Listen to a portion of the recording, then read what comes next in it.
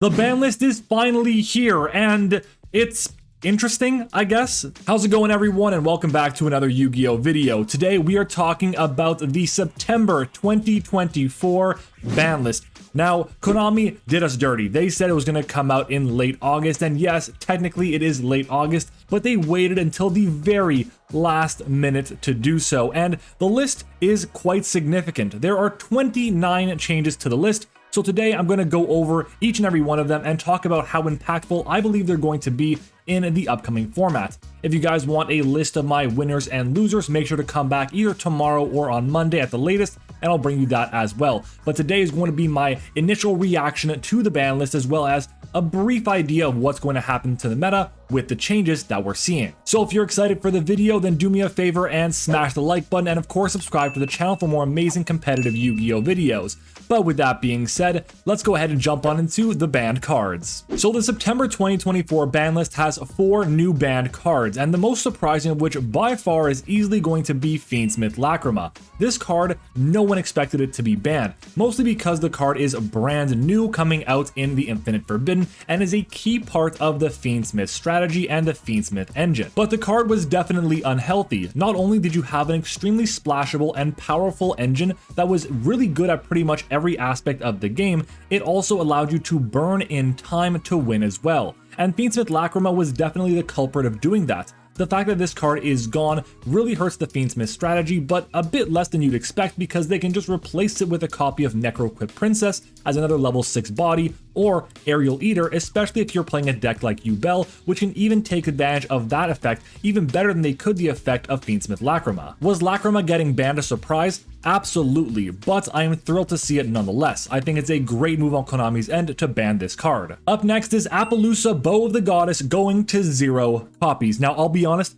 I was so surprised to see this card get banned. I knew it was going to get banned eventually, I just didn't expect it to be on this list. I thought it was going to be the next list, but I guess they're done selling Rarity Collection 2, so it makes sense on their end. Appaloosa was such a degenerate card for so long, especially now that every single deck can basically make the card and get you up to 4 negates is just incredibly strong. Appaloosa can warp games on its own, and the fact that you can end on multiple negation tools plus Appaloosa and ways to protect it with something like Nightmare Phoenix, for example, is just a fantastic card, and the fact that it's banned now, honestly, I'm not going to miss it. I think it's also a really strong hit. Hot Red Dragon Archfiend King Calamity is gone, and I love it. I am thrilled that this card is gone as well. It is a toxic turn skipping card, and sure, Crimson Dragon is the reason why this card is actually seeing any play, but at the end of the day, this is the card that turn skips. Crimson Dragon doesn't do that, and I feel like for that reason, this card is the one that should have gone, and I'm happy to see it gone as well. Now, this does weaken a deck like Centurion or White Forest Centurion or any real deck that utilizes Crimson Dragon and level 12 synchros, but I don't mind it at all. I think that this card was just unhealthy for the game, and it being gone is a great thing.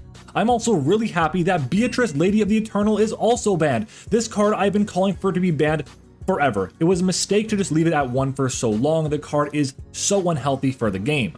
The fact that you can just send any 2 cards from your deck to the graveyard once on your turn and once on your opponent's turn allows for some really bullshit degenerate stuff. You could set up a full Snake Eye combo through the use of the Fiendsmith combo thanks to Beatrice, but now with it being banned, you can't use the Fiendsmith cards to go into your full Snake Eye combo, which is really good. You also can't send easily from the deck to the graveyard a copy of Transaction Rollback and Ghost Meets Girl to create a turn skip essentially, which is also amazing. It's just such a great hit, and I think it was definitely time for Beatrice to go, and honestly, with these 4 bans alone, I am thrilled. In my opinion, they nailed every single one of them. Would I have liked to see more? Absolutely, but I'm really happy with the 4 hits they decided to make. Moving on to the limited section, and starting off with the most important ones being Snake Eye Ash to 1 copy and Snake Eye Poplar also to 1 copy. I honestly am really happy with these hits. However, I was hoping there to be a bit more to Snake Eye decks. That being said, these are really important hits. Snake Eye Ash was a very easy hit to predict in my opinion, and the fact that it's at 1 is great, but it still leaves the door open for Snake Eye to be a really strong and problematic deck, especially because none of the other cards in the strategy outside of Poplar were hits. And I'm a bit surprised to see Snake Eye Poplar to 1 copy. Sure, it reduces the amount of consistency the deck has, and if you manage to hard draw the card, it becomes kind of a brick, but at the end of the day, it's still a 1-card combo for Snake Eye, but you do have to add a copy of Snake Eye Birch into your deck to be able to make it into a true 1-card combo. In my opinion, while I like these 2 hits, the fact that these are the only real hits to Snake Eye or the Snake Eye archetype in general is a definite miss for me. So I'm happy with the cards being at 1, but it's just not enough, and for that reason, I would have to give this a negative point to the ban list. Is just missing enough juice to hit the Snake Eye strategy. But we also got a new release off the ban list with Ava going to 1 copy. This card, when sent to graveyard, lets you add 2 Light Fairy monsters from deck to hand, which is really strong, especially in powerful ritual decks that utilize a card like Cyber Angel Benten, which can just constantly recycle resources and be able to get you searches and pluses. It's a fantastic card, and Ava going to 1 copy is honestly going to improve a deck like Drytron, but it's not really going to do too much else in my opinion. Now, while Ava going to 1 was a bit of a surprise, I mean, no one really expected it, a card that I thought was super likely to go to 1 copy was easily Sangen Summoning. This card is incredibly strong in the Tenpai Dragon strategy. The fact that it allows you to protect all your Fire Dragon monsters during the main phase is incredibly good. It also is consistency for the strategy as well, and it's a way to be able to get your OTK going too. But the fact that it's now at 1 copy means the combo is a lot more susceptible to hand traps and removal in general. It's also pretty good because you can just slap down the copy of Sangen Summoning, go through your full combo without having to use the actual effect. But if you remove it, then they can't just slap down another one, which is really important. This hit directly impacts Tenpai Dragon, and honestly, even as a Tenpai Dragon main, I'm really happy with this card going to 1. The deck is still playable and very powerful. But another hit to Tenpai Dragon and to countless other decks in the game today is Pot of Prosperity. Prosperity to 1 is something I was hoping to see for a long time, but I didn't expect Konami to actually do it, at least in the TCG. In the OCG, it's at 1 copy as well, and I think it's a great choice there because the card just makes so many decks that shouldn't see any playability into playable strategies because they just needed that extra bit of consistency. And while you would say, you know what, that's a very fair thing to do, you give an extra deck a boost up in the meta, which is great. But the problem is when the top meta decks are also using it and abusing it, and that's when you get to a card that is kind of unbalanced in my opinion, and Pot of Prosperity definitely is the case there. I know a lot of players are going to be disappointed to see Pot of Prosperity go to 1, but I think honestly it was the right decision. A card like Pot of Greed could come back to 1 copy in my opinion, but it couldn't go to 2 or 3. So for that reason, Pot of Prosperity getting you to dig 6 cards deeper into your deck to find the right blowout card is just way too strong in my opinion and definitely belongs at 1 copy. Up next is Branded Fusion to 1 copy, and I think this is a great hit. The fact that this card has been basically untouched for the entirety, or this deck rather, has been untouched for the entirety of its history outside of basically Branded Expulsion is criminal. This deck has been so good for the past 2 years, and having Branded Fusion go to 1 is great. But the reason why I'm okay with it is because the deck itself is still very, very strong with Branded Fusion at 1 copy. Just look at the OCG. They've had decks with Branded go and do really well for years now, even with the card at 1 copy. Master Duel has a ton of Branded cards at 1 copy and the deck is still really solid. And as long as Albion the Sanctifier Dragon and the Gimmick Puppet or even Ra's Disciple or Ido, whatever the case is, are still legal and you can basically turn skip your opponent, the deck is going to see play. And if you're worrying about being Ash Blossomed on your Branded Fusion, don't worry. You can do your full combo without having to worry about Ash on the Branded Fusion thanks to other cards in the strategy like Quem, Branded and High Spirits, and so on. It's a great hit to the deck. I just wish there was a bit more to kind of get rid of all the Gimmick Puppet bullshit we're seeing with this deck. Now, we've had hits to Branded, to Tenpai Dragon, to Snake Eye, but one deck we haven't spoken about yet is Yubel. And the hit we have to Yubel is going to be Opening of the Spirit Gates to 1 copy. And I think this is a great hit and it's also super obvious. Now, I do wish there was also a little bit more based on what else was hit in this format, but I'm actually not mad with this hit at all. Opening of the Spirit Gates is a fantastic card, one of the better cards to have in the opening hand of a Yubel player. Not only does it get you a way to search out your Dark Beckoning Beast, which is a fantastic card, it also gets you a way to recover back your Fiend monsters by discarding a card and special summoning one back. And on top of that, if you have your level 10 monster, just add a continuous spell from grave to hand, like for example, your Nightmare Pain. And while I wish there was a bit more that could have been done to hit Yubel, I don't think there was anything else that was really realistic to see hit to this deck. Maybe you could have put something like Spirit of Yubel or Phantom of Yubel to 1 copy, but I think at the end of the day, opening to 1 is a definite fair hit, and the deck Yubel is poised to be one of the best decks in the format. Skill Drain is now at 1 copy, and thank God. I hate skill drain so much, especially because so many decks right now are able to just kind of ignore it. You have a deck like Snake Eye, which can centigrade for cost, and you also have White Forest as well. They can just remove the skill drain before it would affect their own plays and just use it as a blanket negate for their opponent's entire field. I don't think that's healthy at all. Skill drain never should have come back, and the fact that it's now at 1 is only half the job being done. Ban skill drain next time around, please. And then in a big surprise, That Grass Looks Greener came back to 1 copy. This card, if you don't know it, is ridiculous. Essentially, you look at the difference of cards that your opponent has compared to cards you have, and then you send cards from the top of your deck to the graveyard so that your deck count equals your opponent's. So if you have 60 cards in your deck and your opponent has 40 cards in your deck, you're going to mill 20 cards, which is ridiculous. And sure, it's an unsearchable one of without the effect of Thrust, for example, but it's a fantastic card that if it resolves will essentially mean you win the game, and that's not okay. I hate that this card is back in the format. It should stay banned in my opinion, but hey, it is what it is. And finally, we have 2 additional limitations, both of which affect directly the Gimmick Puppet FTK, which is a great idea, but a surprising one at that. We have number 40 Gimmick Puppet of Strings and number C40 Gimmick Puppet of Dark Strings going to 1 copy. Now, the FTK is still possible with these cards at 1, but it's not always going to be as consistent and loses to more interruption. So for that reason, I kind of like the hits. I'm just surprised that out of all the meta decks we've spoken about today,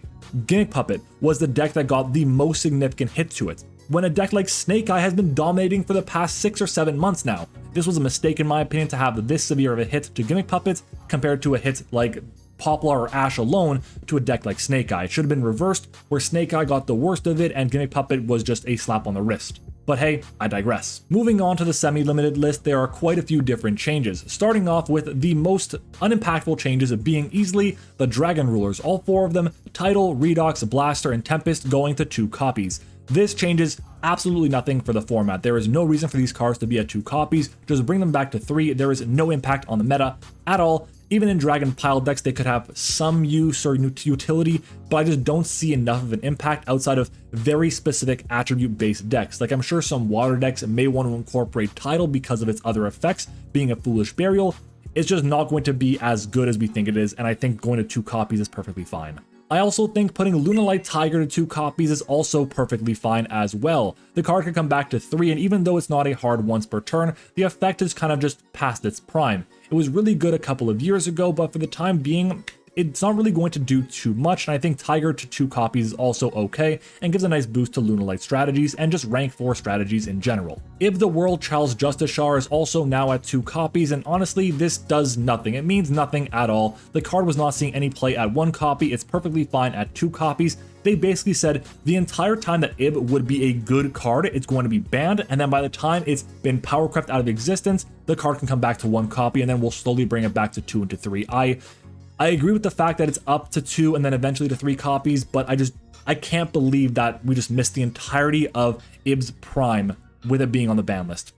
I'm disappointed. I'm also disappointed with the fact that Thunder Dragon Colossus is back to 2 copies. In my opinion, the card should never have been put to 1 in the first place, and now they're giving us a 2nd copy. And there are very few decks that actually take advantage of a card like Thunder Dragon Colossus. One of them is going to be Ritual Beast, which, if you haven't noticed, hasn't been touched at all, which is crazy in my opinion. The deck is still really good, and the fact that it now has Protos legal, 2 Thunder Dragon Colossus, and then all the powerful cards including Dimension Shifter is just wrong. But hey, Thunder Dragon Colossus to 2 copies is unfortunate because once you out 1, you have to deal with another copy, and they can always make 2 in the same turn, which is pretty scary. I don't like this hit at all. I think it's a mistake in my opinion, but that's just me. And then finally, our unlimits. We have quite a few of them as well, 7 unlimits, starting off with Armageddon Knight. This was just going to be a lot of housekeeping. The card itself was put to 1, then to 2, and now it's at 3 copies, and the card is not going to do really anything. Just being a normal summon Foolish Burial isn't good enough or impactful enough in the format. A card has to do so much for it to be considered good. Red Rose Dragon is back to 3 copies, and I completely agree with the change. The card is past its prime, and while it still has some application that could be good for Dragon Pile decks, it's not going to see widespread play, so I think it's perfectly fine for it to be back to 3 copies. I also think it's perfectly fine for us to see Magispector Unicorn Kieran back to 3 copies as well. If my memory serves me, the card got limited very soon after its release, and it's been banned or limited since then, which is crazy, the fact that the card is now insanely powerful and still now at 3 copies. But Why is that? Well, it's because the only deck really playing it is Magispector, and the deck isn't doing anything right now. So once that deck starts to do a bit more, and if Kieran is the problem with that deck, then it'll get hit again. I just don't see that ever happening, so Kieran to 3 copies is perfectly fine. Denglong, first of the Yang Zing, is also now at 3 copies. At 1 copy, it did nothing, and at 1 copy is really all you really need. If it's just going to sit there at 1 copy and no one's going to play it, why bother? So Denglong to 3 is perfectly okay. Time Seal is also now at 3 copies, and if you open up 3 Time Seal, you can skip 3 draw phases. Isn't that crazy?